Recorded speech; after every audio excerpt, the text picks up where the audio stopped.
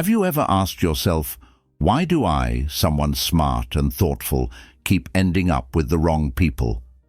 You've read the books, you've learned the red flags, and maybe you even pride yourself on your intelligence and self-awareness. And yet, here you are again, picking up the pieces after another relationship with someone who drained you, manipulated you, or made you question your worth.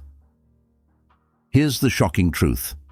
Being smart and being empathic doesn't protect you from toxic partners. In fact, psychologists have found it can make you even more vulnerable. Why? Because your intelligence makes you an expert at rationalizing behavior, and your empathy makes you a master at forgiving it. Together, they create the perfect storm that manipulators know how to exploit. It's not that you're weak. It's not that you're naive.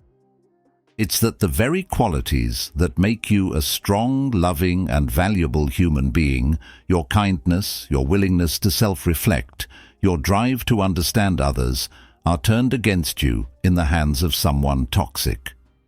High empathy individuals are prime targets because they are quick to take the blame, willing to see the best in others, and committed to making things work.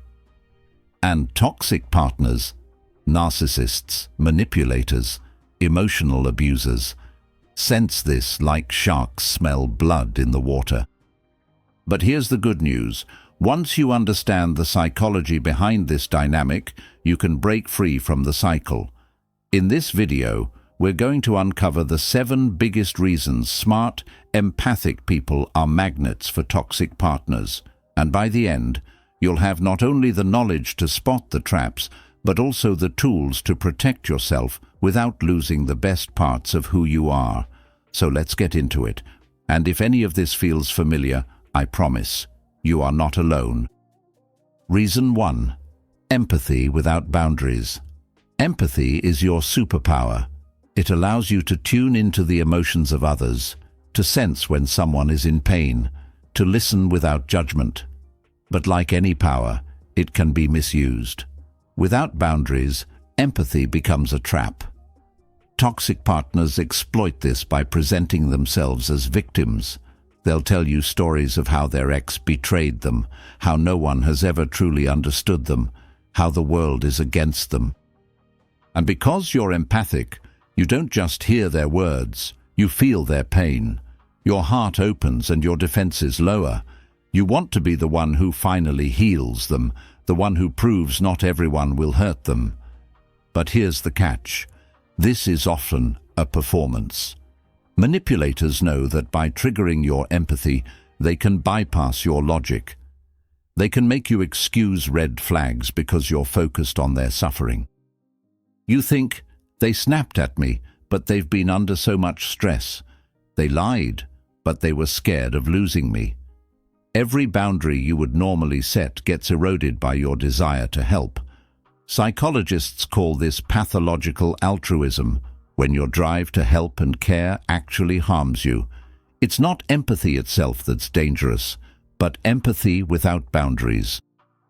Empathy needs a container, a line that says, I care about your pain, but I will not allow your pain to justify hurting me. Think of it like oxygen. Too little and life cannot thrive. Too much and it becomes toxic.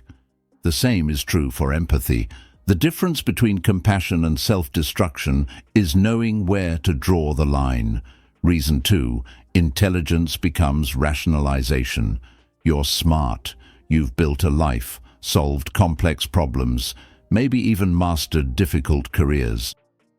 So when your relationship starts showing cracks, your brain doesn't give up easily. Instead, it gets to work. Intelligence allows you to create intricate explanations for your partner's bad behavior. They cancel plans. You reason that their job is stressful. They criticize you constantly. You argue that they had a tough childhood. They isolate you from friends. You decide they're just protective. Your brain is a master defense attorney. And unfortunately, the client it's defending is your partner's toxicity. This is what psychologists call cognitive dissonance. When reality clashes with your beliefs, like believing your partner loves you while they treat you poorly, your mind scrambles to make the pieces fit.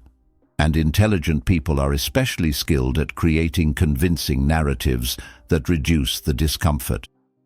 Instead of admitting, "They don't treat me well," you create a dozen explanations that let you stay. Here's the paradox. Your intelligence, which should protect you, becomes the very tool that keeps you trapped. The smarter you are, the better your excuses sound. But excuses don't heal wounds. They only keep you bleeding longer. The way out is not to stop being intelligent, but to redirect that intelligence inward.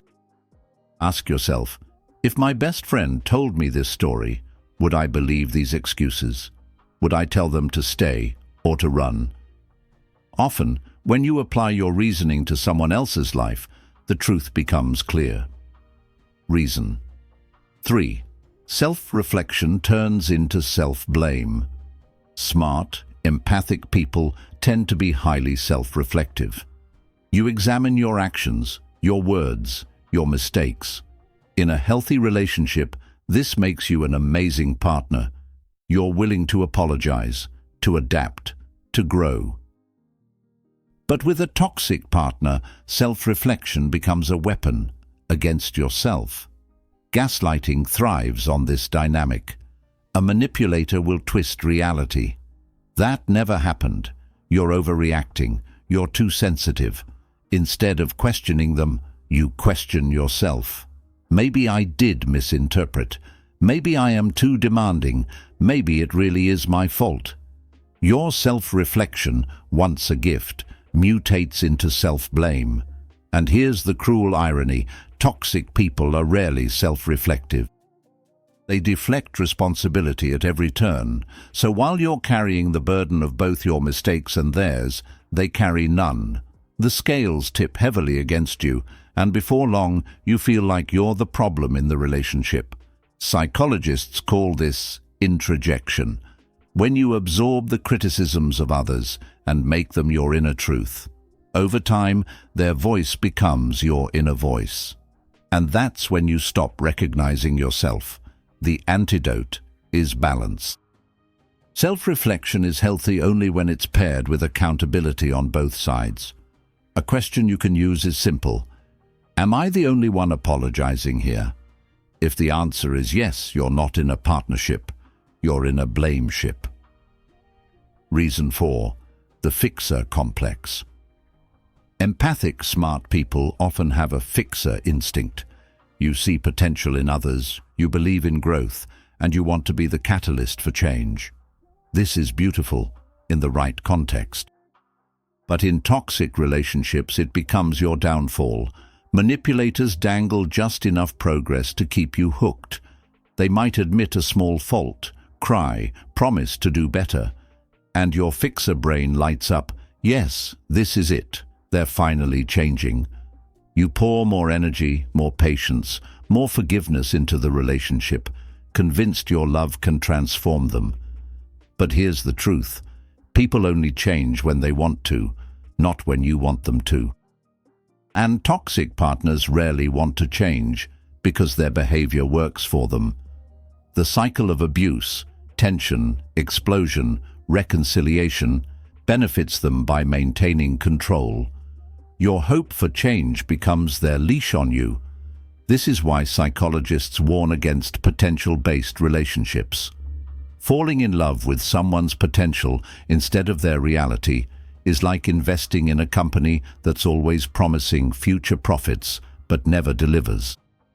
You end up broke, exhausted, and questioning why you didn't walk away sooner. The lesson? Your love is powerful, but it's not magic. It cannot heal someone who doesn't want to heal. Sometimes the most loving thing you can do, for both of you, is to stop fixing and start leaving. Reason 5. Trauma bonding and the chemistry of abuse. Here's where biology comes into play. Toxic relationships often create something called trauma bonds, powerful emotional attachments formed through cycles of abuse and reward. Imagine this. Your partner criticizes you harshly, making you feel worthless.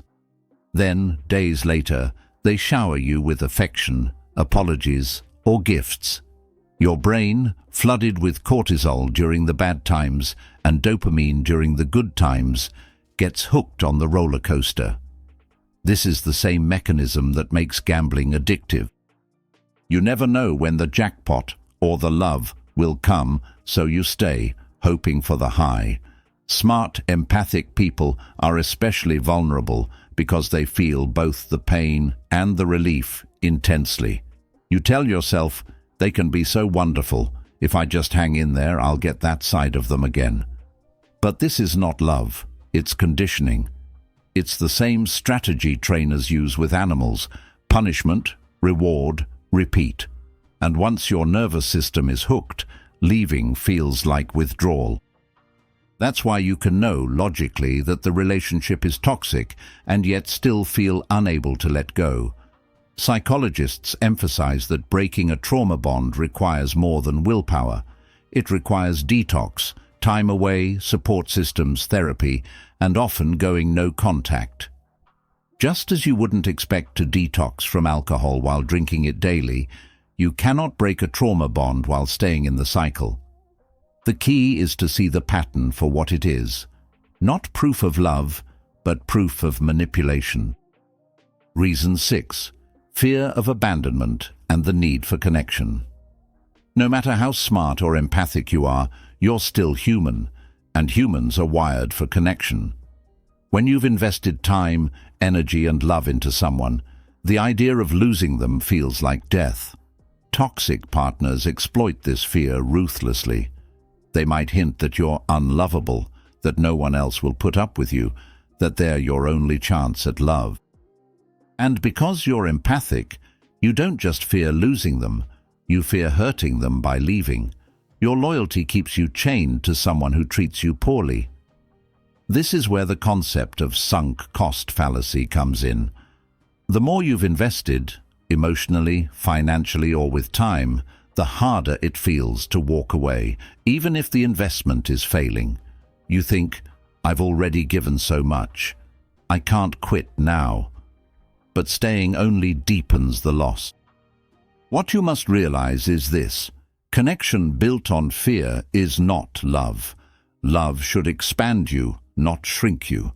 If staying requires you to abandon yourself, then the abandonment already happened, and it wasn't by you. It was by them when they chose to mistreat you. Reason 7. The Stoic insight: virtue misapplied, 500 words. Let's step back. Why do smart, empathic people keep ending up in these cycles? Stoic philosophers would say, because you are misapplying your virtues. Empathy, intelligence, loyalty, these are strengths. But when applied without wisdom, they turn against you. Marcus Aurelius wrote, "The impediment to action advances action. What stands in the way becomes the way." In other words, the very obstacle you face, toxic relationships, can become the path to your greatest growth. By learning to set boundaries, to question your rationalizations, to balance empathy with self-respect, you don't lose your virtues, you refine them. The Stoic lesson is this: do not abandon empathy, intelligence, or loyalty, but pair them with discernment. Ask not just, am I being kind, but also, is this kindness just? Do not just ask, am I forgiving, but also, is this forgiveness earned? Virtue is never the problem. Misuse of virtue is. So let's return to the question, why do smart and empathic people keep choosing toxic partners? It's not because you're foolish. It's not because you're broken. It's because your greatest gifts, empathy, intelligence, self-reflection, are being turned against you. Toxic people exploit what makes you beautiful, but once you see the game, you can stop playing. Remember these truths.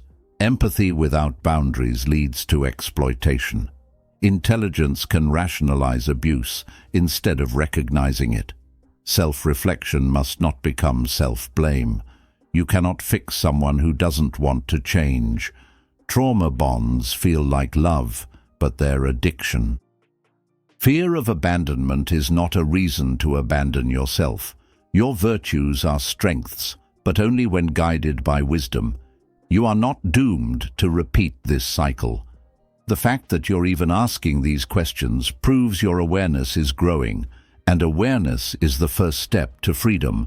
So next time you feel yourself pulled into another toxic dance, pause and remind yourself, your empathy is a gift, your intelligence is a gift, and the right partner will never make you question your worth for giving them.